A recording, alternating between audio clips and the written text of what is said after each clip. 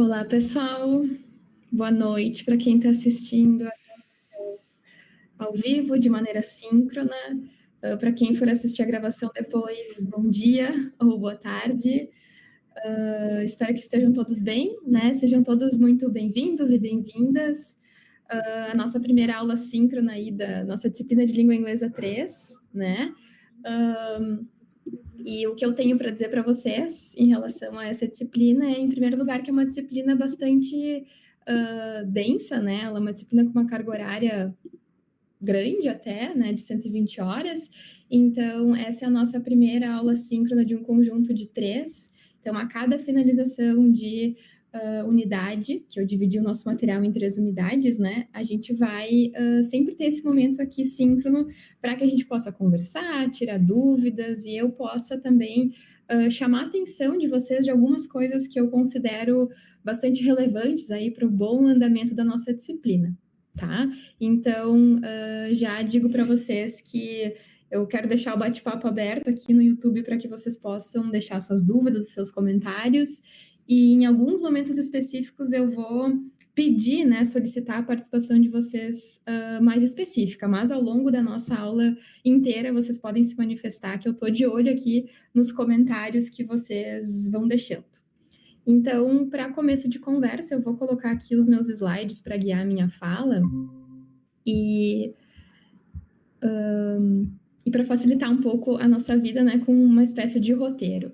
Então, nessa nossa primeira aula síncrona hoje, então 22 de abril, eu vou focar em 4 grandes questões, tá? Cada uma delas referente a uma semana da nossa primeira unidade.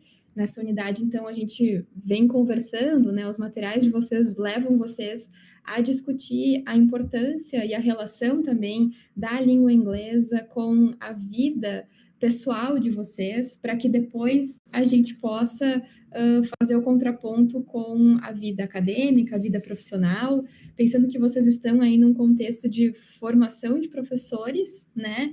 E essa disciplina de língua inglesa 3 vem também para agregar essa nossa discussão de aprender uma língua e também pensar em maneiras distintas aí da gente poder ensinar, tá?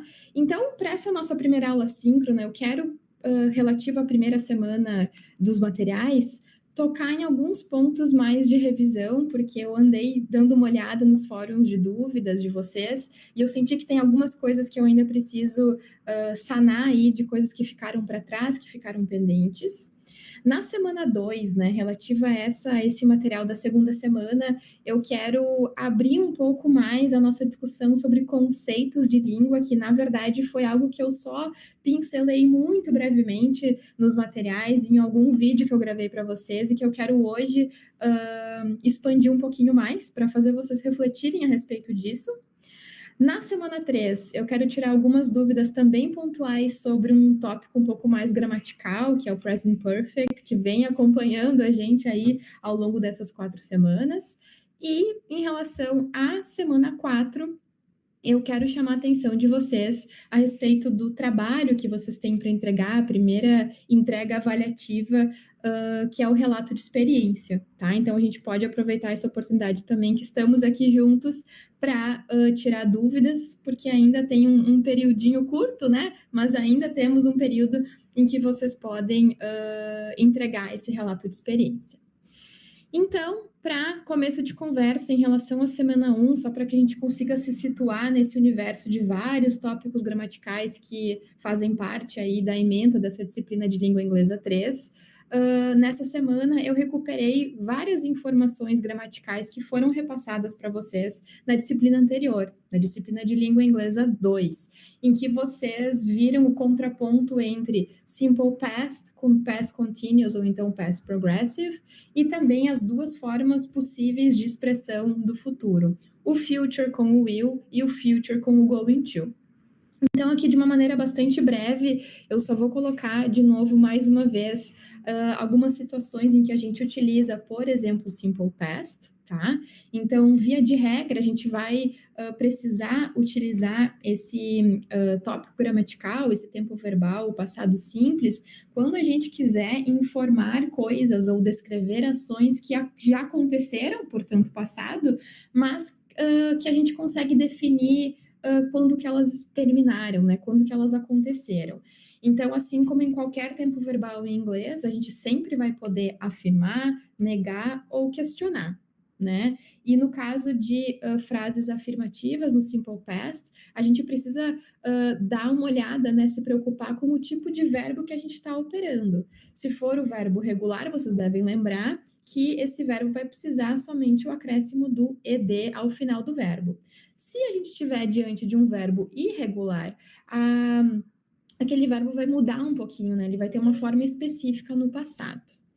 Quando a gente for produzir frases, seja de forma escrita ou de forma oral, que sejam negativas ou interrogativas, necessariamente eu vou precisar do auxílio de um verbo que leva esse próprio nome, né? De um verbo auxiliar, que vai justamente auxiliar o verbo principal daquela frase.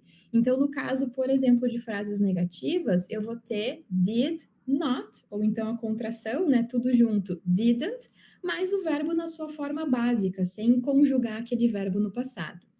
A mesma coisa vai acontecer quando eu estiver diante de perguntas. Então, eu vou colocar, também eu vou precisar da ajuda do meu verbo auxiliar did e colocá-lo no começo da minha frase. Então, eu vou fazer o deslocamento do verbo auxiliar lá para o comecinho da minha pergunta. Auxiliar esse que também vai ser o did, independentemente do sujeito. E na sequência, na ordem em que os elementos da frase vão se colocando, eu vou ter o verbo também na forma básica, tá? Outro ponto importante que vocês viram ainda no universo de verbos possíveis que existem do passado foi a forma de expressão de ações em andamento do passado, ou seja, past continuous, também chamado de past progressive, em que a gente normalmente dá ênfase a algo que teve uma certa duração, né? Algo que foi contínuo num tempo que já passou. Mais uma vez, eu vou ter a opção de afirmar, negar ou interrogar, né? Questionar. Aí eu vou ter necessariamente nas frases afirmativas um sujeito, was ou were, mais o verbo junto com o ing, porque é justamente essa partezinha do verbo que dá essa ideia de algo contínuo. Por exemplo, I was reading a book when you called. I was reading, essa parte específica marcada aqui como o tempo verbal past continuous. A negativa, eu vou fazer a mesma construção, mas eu vou acrescentar o not, que é justamente essa partícula que carrega toda a negação da minha frase. Então, eu vou ter they were not, ou they weren't studying at 8 p.m. last night. E para a pergunta, assim como lá no Simple Past eu desloquei para frente da minha pergunta o verbo auxiliar, agora o que vai para frente é justamente o outro verbo que está ajudando o verbo principal da minha frase. Então eu vou ter ou o was ou o were lá no começo da frase, seguido do sujeito da minha frase, e aí a depender desse meu sujeito, ou eu vou ter o was ou eu vou ter o were, junto com o verbo, que também precisa ter ing, ou não estamos falando de frases com past continuous ou então past progressive. Tá? Então, em especial sobre essa primeira semana, a gente revisou algo que já foi o tópico principal da disciplina de língua inglesa 2, e no que diz respeito aos verbos no passado, foi principalmente o simple past e o past continuous. E aí, continuando na revisão do que foi visto em relação a tópicos gramaticais, eu também chamei a atenção de vocês da expressão do futuro das duas maneiras possíveis de fazer isso em inglês, que é o futuro como will ou o futuro como going to. Em geral, a gente pode até imaginar que poderiam ser considerados sinônimos numa possível tradução, né? Mas, na verdade, a sutileza na distinção entre will e going to é justamente para o tipo de plano que a gente projeta para o futuro. Então, o will, como dito aqui, que já está no material de vocês também, a gente vai precisar usar quando a gente estiver diante de decisões espontâneas que a gente toma naquele exato momento de fala, né, sem tanto planejamento, que a gente poderia pensar como exemplos, promessas ou previsões que a gente faz sem tanto tempo para pensar sobre aquilo, né? E o future com o going to, a gente vai expressar o futuro dessa maneira quando a gente estiver fazendo planos, quando a gente tem uma intenção um pouco maior, quando a gente consegue prever algo a partir do que o presente está me apresentando, né, como algo que já está decidido ou já visível. Então, é um futuro um pouco mais certo, né? A gente tem mais certeza ao afirmar esse futuro com o going to. Então, por exemplo, né, pensando em estrutura, eu coloquei aqui para vocês, I will call you when I get home. Eu tenho uma estrutura bastante simples, eu vou ter o meu sujeito, a partícula will de futuro com o verbo principal, que é ligar, call, né? E no caso do futuro com o going to, eu vou ter o auxílio de um verbo to be, né? Que é sempre aquele verbo que todo mundo diz que é a única coisa que aprende na escola, né? Isso é importante a gente frisar aqui porque ele vai nos auxiliar em diferentes momentos de expressão da língua inglesa. Então, quando a gente for expressar o futuro com o going to, eu vou ter também o sujeito, I am going to visit my grandparents next weekend. Eu vou ter o sujeito da minha frase, nesse caso eu escolhi o sujeito em primeira pessoa do singular. Depois eu vou ter o verbo to be, que está já conjugado para o meu sujeito, então I am, né? E aí, na sequência, a partícula toda juntinha, né? Going to, que vem sempre junto, seguido do meu verbo principal, ou seja, aquele verbo que vai expressar essa ideia do futuro. I am going to visit.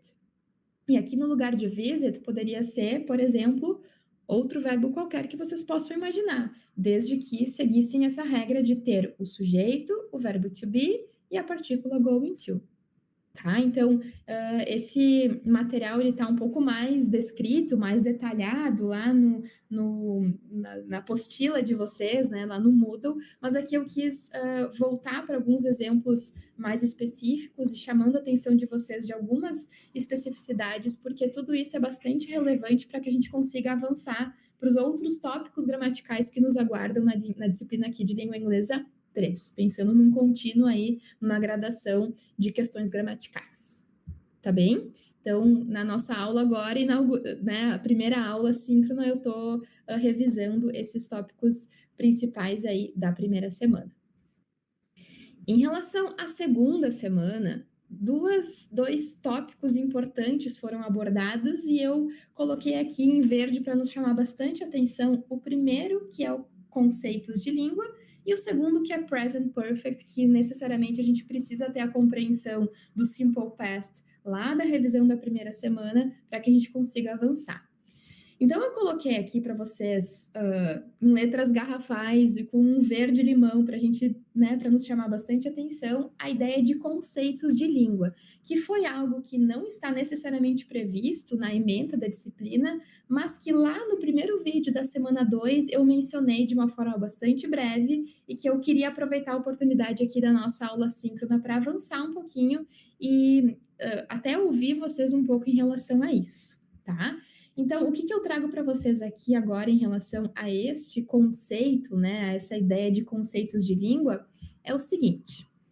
Eu coloquei aqui uma citação bastante conhecida para quem é estudioso dessa área, para quem pensa sobre o que é conceito de língua, que diz o seguinte: o conceito de língua perpassa diferentes abordagens teóricas, sem que haja realmente um consenso entre elas. E essa é a primeira vez que eu estou falando esse conteúdo com vocês, que eu estou, né, passando essas ideias para vocês, e talvez para muitos de vocês seja inclusive novidade pensar sobre isso. E aí, justamente, eu gostaria de aproveitar a oportunidade de ouvir um pouquinho vocês. Em que sentido? No sentido de que, por mais que não exista consenso entre as diferentes formas da gente nomear a língua inglesa, qualquer que for a nossa escolha, vai ter nos bastidores, né? A gente vai ter implicações teóricas e metodológicas em relação a isso. E por que eu estou falando sobre isso? Porque em algum momento dos vídeos que foram passados para vocês, das aulas que eu preparei para vocês no material que está no Moodle, eu mencionei a minha preferência por utilizar o termo língua adicional, inglês como língua adicional, ou inglês como língua franca, a partir das minhas próprias experiências, das minhas próprias vivências como estudante e também agora como professora, tá? E aí eu queria aproveitar e perguntar para vocês o que que vocês entendem por inglês como uma língua estrangeira, no contraponto com o inglês como língua adicional. E aí eu abro, né, se vocês quiserem se manifestar no YouTube, aqui no bate-papo, para que vocês coloquem as suas impressões e me digam se esses conceitos fazem sentido para vocês, se vocês já ouviram falar, se vocês sabem a distinção ou não. Eu vou guardar um pouquinho para ver se vocês vão se manifestar.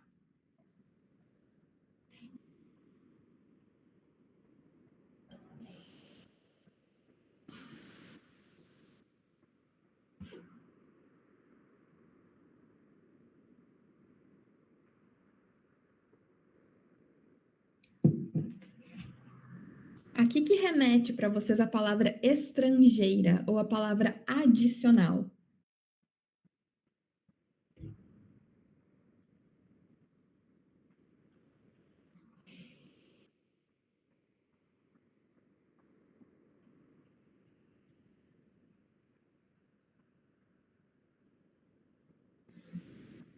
Manifestações. Enquanto vocês vão, né, tirando a vergonha do corpo, eu vou começar a me manifestar, que é o seguinte, gente, eu posso apostar muito dinheiro de que, na grande maioria das vezes em que a gente vê a língua sendo nomeada, a língua inglesa sendo nomeada, por N motivos em diferentes contextos, a gente percebe, a gente vê que o conceito de inglês como língua estrangeira é um pouco mais utilizado do que o conceito de inglês como língua adicional. Né? Às vezes pensando em livros didáticos, até mesmo na experiência de vocês em outros contextos de ensino, ou de ouvir mesmo as pessoas falarem, a maneira como a gente descreve, inclusive, o componente curricular lá da escola, né? Ah, eu sou professora de inglês como língua estrangeira, e não inglês como língua adicional.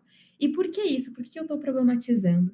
Por que a gente chamar que a gente é aluno ou que a gente ensina inglês como uma língua estrangeira é muito diferente do que a gente dizer que a gente ensina ou a gente é aluno de inglês como língua adicional. E aí eu vou começar a problematizar um pouquinho mais com vocês. Quando a gente fala inglês como língua estrangeira, em geral, né, via de regra, pensando aqui em vários estudos que pensam sobre isso e até mesmo a maneira como esse termo foi cunhado e foi passando aí, aparecendo em diferentes contextos, normalmente se utiliza esse termo, às vezes até mesmo sem pensar, mas de uma forma consciente e crítica, nos coloca de uma forma bastante distante da língua, como se o inglês fosse algo estranho a nós, que não nos pertencesse.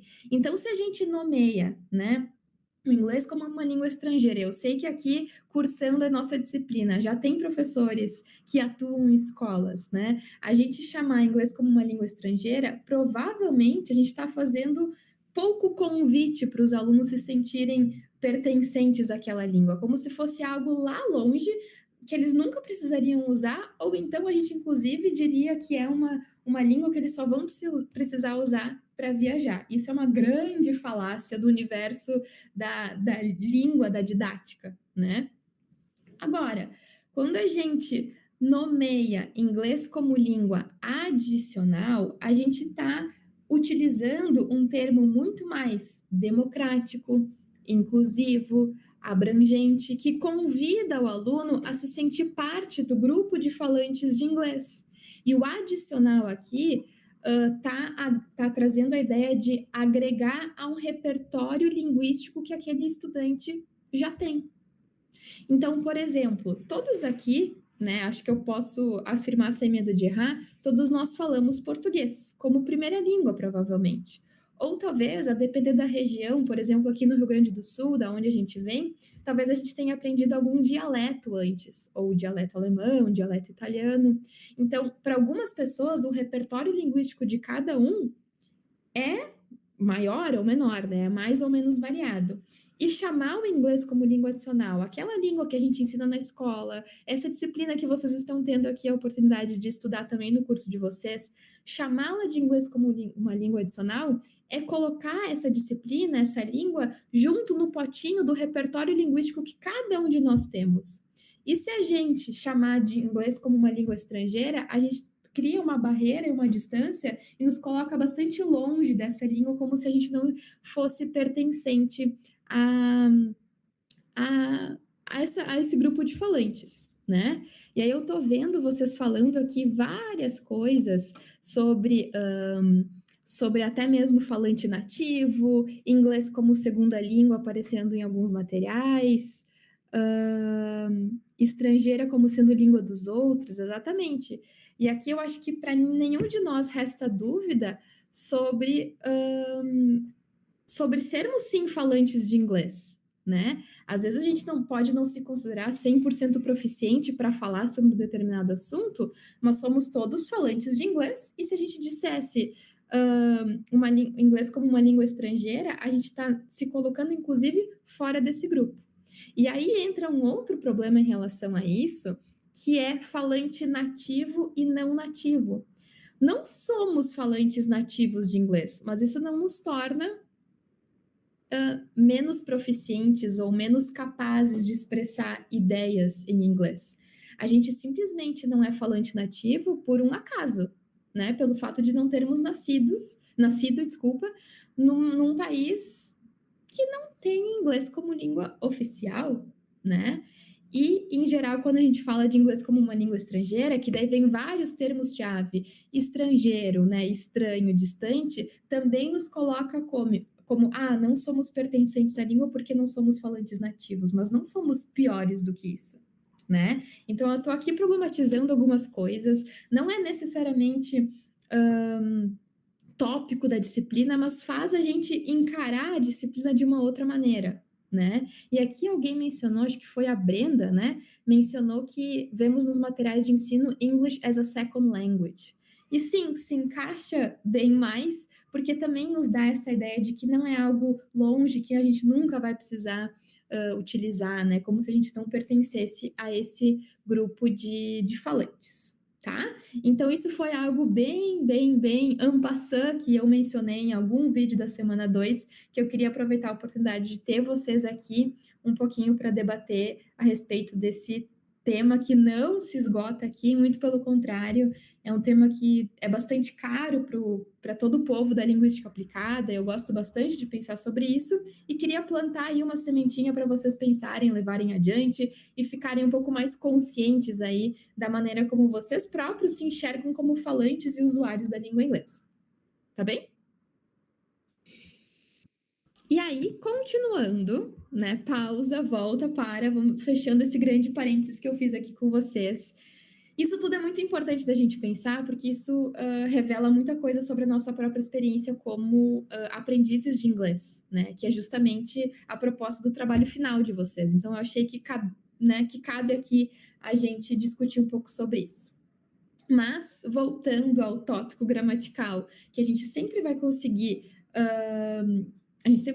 relacionar com isso, casualmente, né, o tópico gramatical que a gente precisa ainda ver nessa nossa disciplina de língua inglesa 3, que eu mencionei na semana 2 e apareceu com mais força na semana 3, é o tópico do present perfect.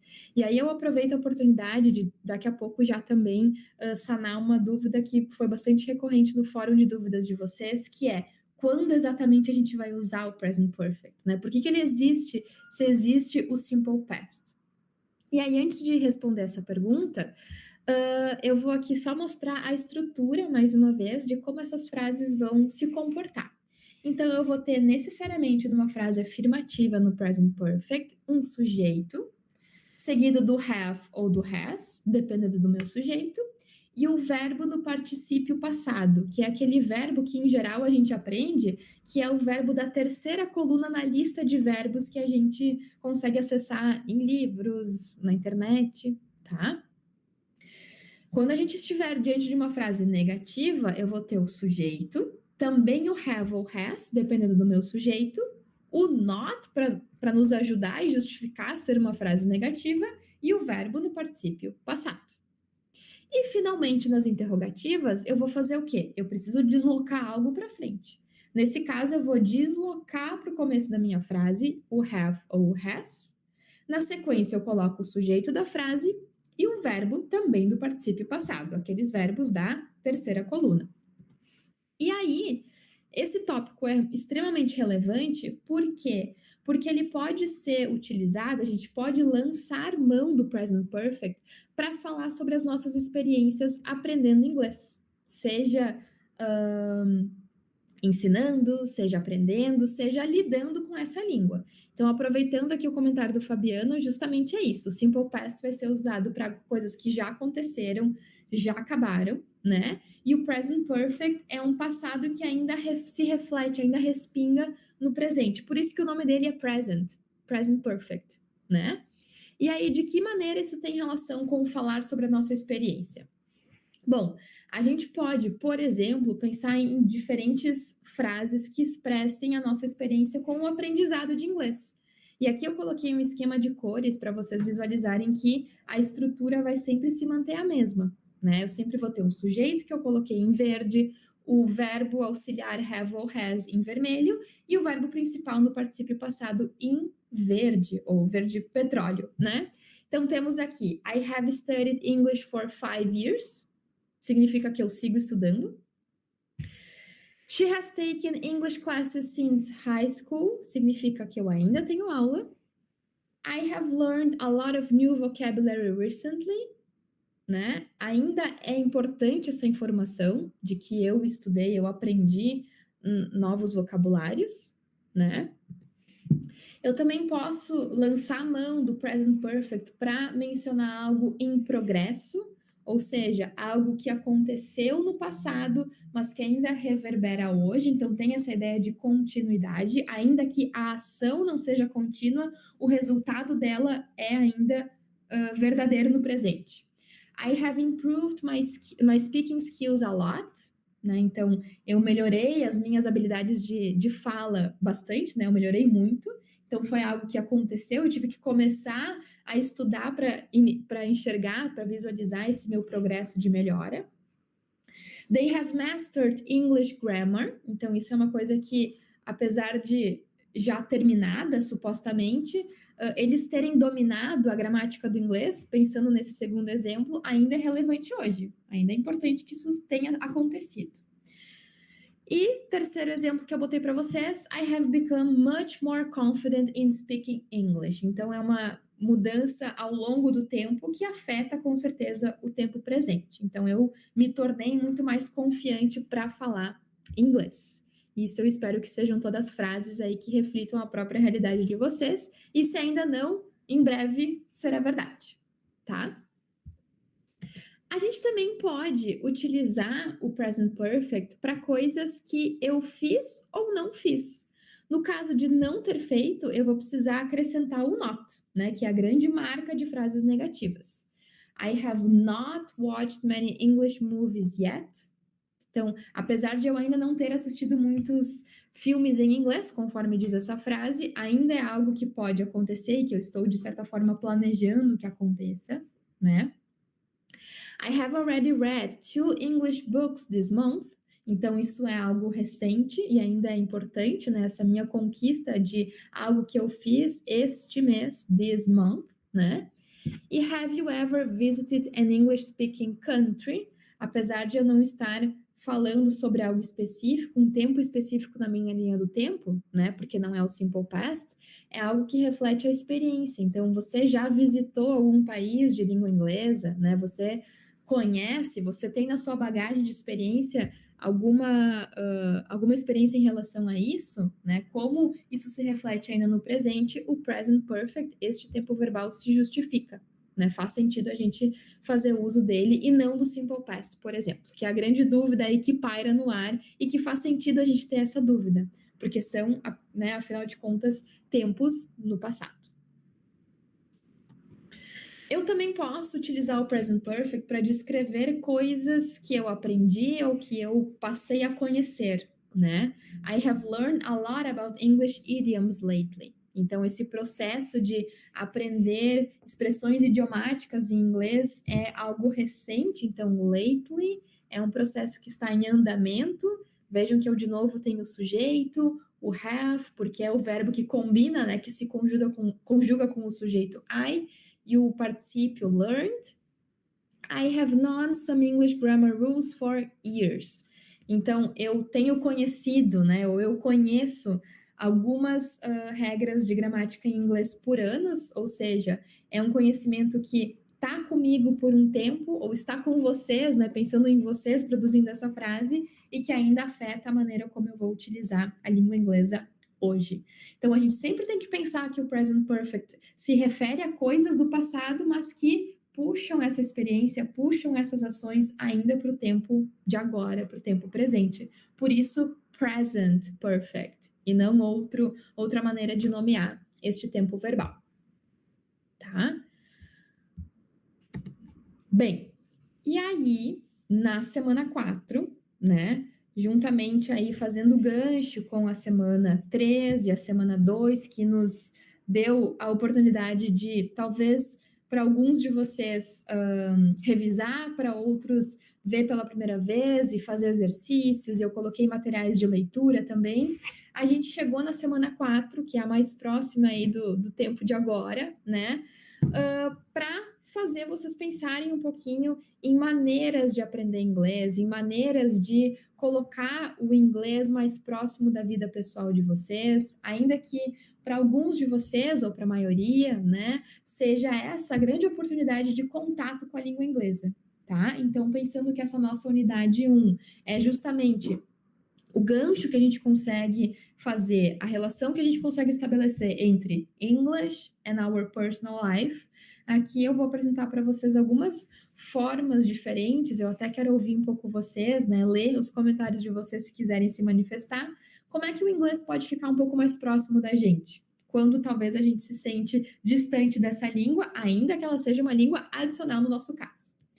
E a semana 4 também, encerrando essa unidade, é uma semana de produção, né, com um pouco mais de fôlego de vocês, que vocês precisam colocar um pouco mais de energia por conta do relato de experiência, né, que vocês têm a entrega para fazer, para que a gente possa encerrar essa unidade e começar a unidade 2. Então, a próxima semana 5 vai estar liberada na sequência. E aí, aqui eu coloco para vocês as diferentes possibilidades, né? Não necessariamente de aprender a língua, mas o que significa saber uma língua, né? O que está implicado em todo esse processo de aprendizado e também de ensino, né? Pensando na nossa função aí futura de professores, a função de vocês, né? Então, quando a gente fala sobre o aprendizado de uma língua, seja ela qual for, mas obviamente aqui a gente está falando da língua inglesa, a gente tem várias casinhas, né? Várias etapas diferentes que não estão numa ordem. Então, isso é um processo bastante circular e cada coisa pode se sobrepor uma à outra. Então, saber uma língua passa por saber vocabulário, questões de gramática, dominar habilidades de leitura, de escrita, de fala. Watching, eu coloquei aqui, mas também poderia ser listening, né? Que está meio misturada toda a questão de compreensão oral, né? Questões de pronúncia, questões de expressões idiomáticas que têm alguma relação com o vocabulário, e de forma alguma há uma ordem da gente dominar todos esses itens aqui. A gente poderia, inclusive, expandir a nossa discussão para outros mais, né? A gente tem aí uma série de possibilidades, cada experiência de aprendizado de uma língua é bastante única, né? Cada um tem a sua e não há uma ordem, tá? Então, da mesma forma como eu falei para vocês que isso é um processo circular, depois eu também quero chamar a atenção de vocês do conceito de proficiência, né? O que é saber uma língua, né? Como é que eu sei que, bom, agora eu sei isso, agora eu domino isso, agora eu posso dizer que eu sou proficiente, agora eu me considero proficiente nesse quesito, mas não no outro. Onde é que tá, cadê os limites disso, né? Que régua a gente vai utilizar para dizer, bom, agora eu posso ir para a próxima casinha nesse círculo, né? E aí eu abro para vocês a seguinte questão, tá? Então eu espero as manifestações de vocês a respeito do conceito de proficiência. O que para vocês é, a partir das vivências de vocês, do que vocês já ouviram falar, do que eu estou conversando com vocês, o que é ser proficiente em inglês?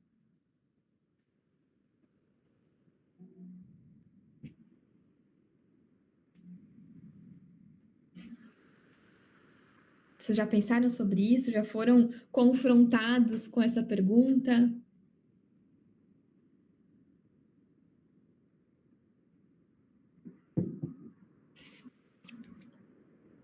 Tô de olho nos comentários de vocês.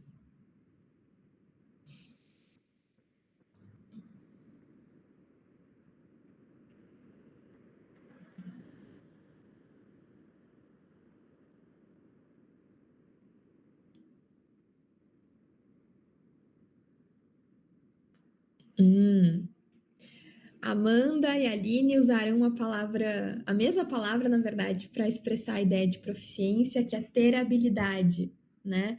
To know how, é uma boa.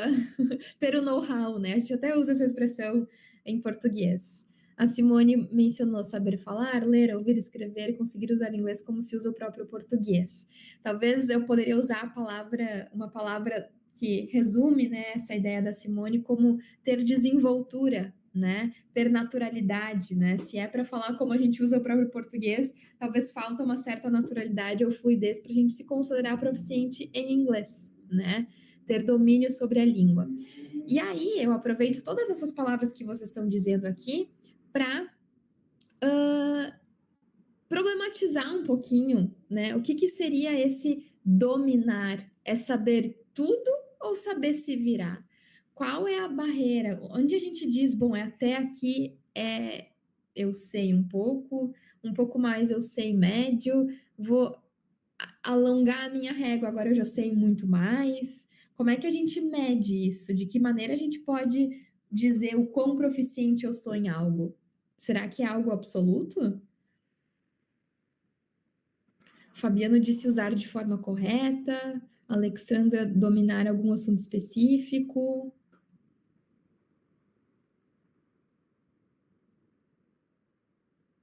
Muito bem, estou gostando das manifestações de vocês. Estamos no caminho. E não é não é uma pergunta com resposta única. Comunicação, gente. Isso é uma palavra extremamente chave para a gente discutir o conceito de proficiência que não se esgota nele mesmo. De maneira alguma é um conceito absoluto, tá? Agora, deixa eu fazer o inverso. Deixa eu aproveitar que vocês estão falando sobre se expressar, até trouxeram o português junto, né? Vocês se consideram proficientes em português? Ou vocês têm um pouco de dúvida sobre se vocês são proficientes em português ou não?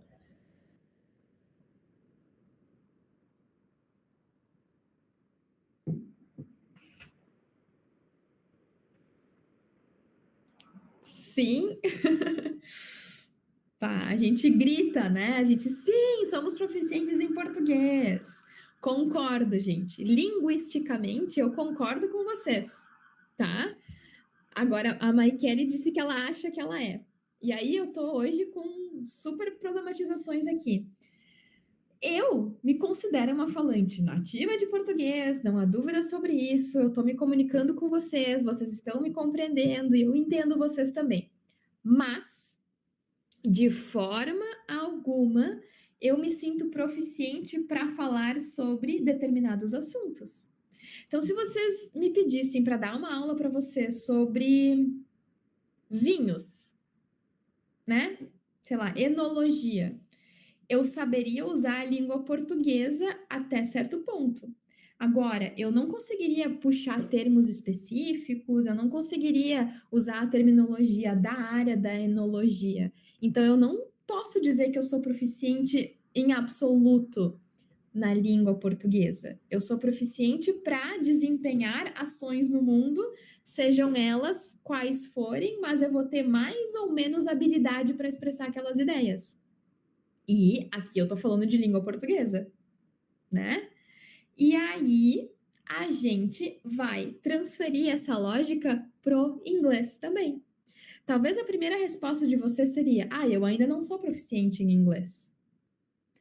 De certa forma, eu concordo um pouco com vocês, mas eu quero mostrar para vocês o quanto que, a depender do assunto, vocês seguem sim sendo proficientes em inglês e vocês vão aprimorar essa habilidade de vocês de comunicação. Então, dependendo sobre o que a gente for falar, vocês são proficientes. Vocês são proficientes em português e vocês são proficientes em inglês. Agora, se é para falar sobre vinhos, no meu caso, eu não me sinto proficiente, mas eu sou falante nativa de português. Então, a gente vai atrelar o quê? A língua, nesse caso, English, com a área sobre a qual a gente está falando, tá? Então, o conceito de proficiência é um conceito muito amplo, que tem uma discussão bastante extensa sobre isso e que ela não é preto no branco, ela não é algo absoluto, ela é um conceito muito variado e variável também. E pessoas diferentes entendem o conceito de proficiência de maneiras diferentes também, assim como aquele conceito de língua adicional e língua estrangeira, né? É uma defesa de um campo teórico, né? E a proficiência também. Então, eu estou aqui fazendo toda essa discussão com vocês para dizer que vocês, sim, são proficientes. Talvez em menor grau, mas vocês já têm uma proficiência em inglês. Se defendendo, que nem disse a Stephanie, né? Se comunicando, demonstrando uma certa habilidade que vocês vão evoluir, vocês vão desenvolver essa habilidade para que o conceito de proficiência de vocês ou o grau de proficiência aumente. Mas aqui é ponto pacífico entre nós. Somos todos proficientes em inglês em alguma medida para desempenhar algumas funções. Para fazer as atividades da disciplina de língua inglesa 3 da professora Marine, eu me sinto proficiente. Agora, para dar uma palestra em inglês sem falar nada de português, eu não me sinto proficiente, tá? Então, o conceito de proficiência, ele precisa, a gente tem que ter muito cuidado para operar com ele, porque às vezes a gente cai na armadilha de achar que eu não sou proficiente, eu nunca vou ser proficiente, quando na verdade, sim, todos nós somos em alguma medida, tá? E aí, por isso que eu trouxe aqui para vocês esse conceito, né, de ser algo em constante movimento, de não ser algo absoluto, e essa imagem que provavelmente não exatamente essa, mas com termos que vocês já viram. Vocês já devem ter visto essa nomenclatura de A1, A2, B1, B2, C1 e C2, que universalmente é uma nomenclatura que aparece, né? E que em geral é usada para testes de proficiência, para medir o quanto que aquela pessoa sabe, mas ela não é um conceito fechado, né? Não é um conceito fechado nele mesmo. Para algumas coisas, talvez vocês se sintam A1, para outras coisas, talvez vocês já sejam A2 ou B1. Tudo depende do contexto de uso, tá? E isso tudo faz muito sentido com a proposta que eu trouxe aí para vocês de encerramento da unidade 1, né, de trabalho avaliativo, porque faz vocês pensarem sobre a própria experiência de vocês, aprendendo a língua, pensando sobre isso, se sentindo talvez no primeiro momento incapazes, né, com menos habilidade, menos proficiência, e talvez agora eu estou ampliando os horizontes de vocês, fazendo vocês pensarem que talvez a comunicação com nativos do inglês ainda esteja um pouco distante, mas a comunicação aqui menorzinha entre nós, a produção de frases, isso já é uma proficiência. Então, estamos aí no caminho para isso. Tá bom, gente? Então, eu quero aqui desmistificar um pouco a ideia de que a proficiência é algo muito inalcançável, que é algo que está lá num pedestal muito inatingível, como se não fosse algo para nós. Mas, na verdade, cada um de vocês que cursa a disciplina, cada um de vocês que está aqui junto comigo, sincronicamente, né, interagindo, vocês já têm uma proficiência. Talvez menor do que vocês gostariam de ter, mas vocês têm proficiência sim, porque algumas coisas vocês conseguem fazer em língua inglesa. Não todas, mas algumas coisas sim. Tá? Então, se eu tenho essa ideia, isso é uma visão pessoal amparada em teoria, né? Mas se eu considero que essa é uma visão possível de proficiência, eu estou chamando vocês para esse grupo de falantes de inglês como uma língua adicional, porque vocês fazem sim parte do grupo de falantes de inglês no mundo, né? Então, a gente está aí nessa construção, ao longo da nossa caminhada aí da disciplina de língua inglesa 3, a gente chegará lá, né? Teremos outras oportunidades de praticar a nossa língua, para expandir a nossa proficiência e para se convencer cada vez mais de que falamos inglês como uma segunda língua, como uma língua adicional e não mais como uma língua estrangeira, porque não é algo que está distante da gente, está bastante perto e eu estou provando aqui por A mais B que sim. Tá bom? E aí, dito isso, a última coisa que eu gostaria de conversar com vocês, antes de abrir espaço, se vocês quiserem se manifestar, se quiserem colocar algumas dúvidas, algumas impressões também, eu gostaria só de reforçar a importância de vocês não esquecerem, né, da entrega do relato de experiência, que espero que tenha ajudado que essa aula síncrona aqui tenha ajudado vocês a pensarem sobre que lugar que vocês ocupam, né, nesse grupo de falantes de inglês como uma língua adicional, como é que foi a experiência de vocês, se vocês já tinham pensado sobre proficiência e sobre todos esses conceitos aí que eu estou mobilizando. E aproveito também para abrir a oportunidade de vocês escreverem as suas dúvidas. Eu dei uma olhada no fórum de dúvidas específico aqui desse trabalho, dessa entrega, e nada tinha ocorrido, né? Eu já tinha, já visualizei que algumas entregas foram feitas, mas não temos dúvidas específicas, mas eu quero aproveitar e deixar aqui em aberto para que vocês possam se manifestar. Stephanie, um dia chegaremos lá, com certeza, isso aí. Eu lido com inglês todo dia, ouvindo, falando, orientando alunos na pronúncia, meu colega de trabalho é fluente, estou tentando aprender mais com ela.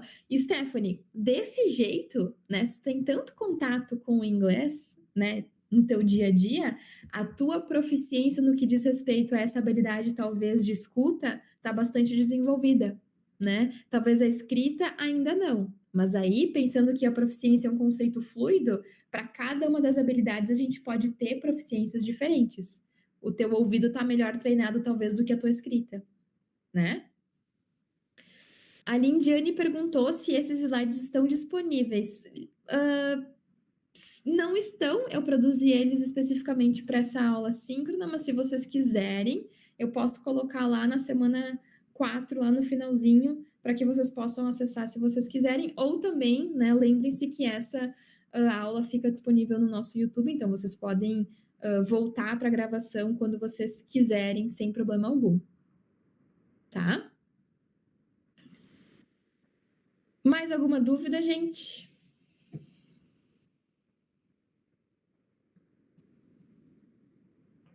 Sintam-se à vontade para se manifestarem, para deixar os comentários de vocês nos fóruns. Antes de começar aqui a nossa aula síncrona, eu dei uma olhada mais uma vez.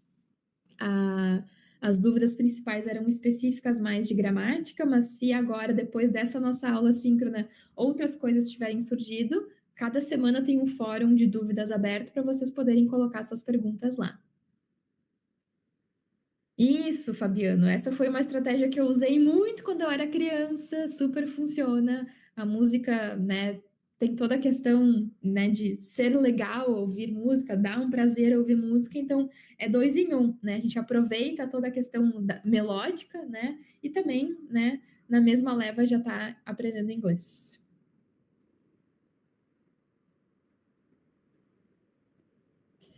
Sim, Maikele, se o texto da tarefa avaliativa deve ser em inglês, preferencialmente sim. Era essa a minha ideia para que eu pudesse sentir como é que vocês também estão aí se saindo em relação à produção escrita, tá?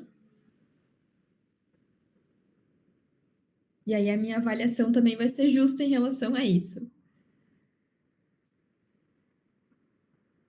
Sim, Erika, o meu e-mail tá lá na aba de apresentação.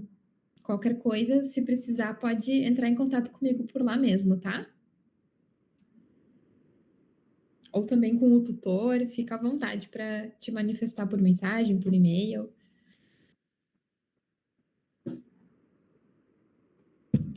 Certo, gente? Então, da minha parte, seria isso. Eu planejei essa nossa aula de forma que eu pudesse andar aí por todas as semanas. Eu vou descompartilhar a tela, tá? Espero que vocês tenham, de alguma forma, aproveitado aí a nossa discussão. E, enfim, aguardo as entregas de vocês do trabalho e vejo vocês daqui a 3, 4 semanas, né, com o fim da nossa unidade 2, que aí a gente vai dar um passo aí na nossa caminhada e pensar um pouco a língua inglesa e o mercado de trabalho. Tá bem? Então, agradeço e fico à disposição qualquer coisa lá no nosso ambiente virtual de aprendizagem. Boa noite, gente, e para quem for assistir depois, bye bye. See you.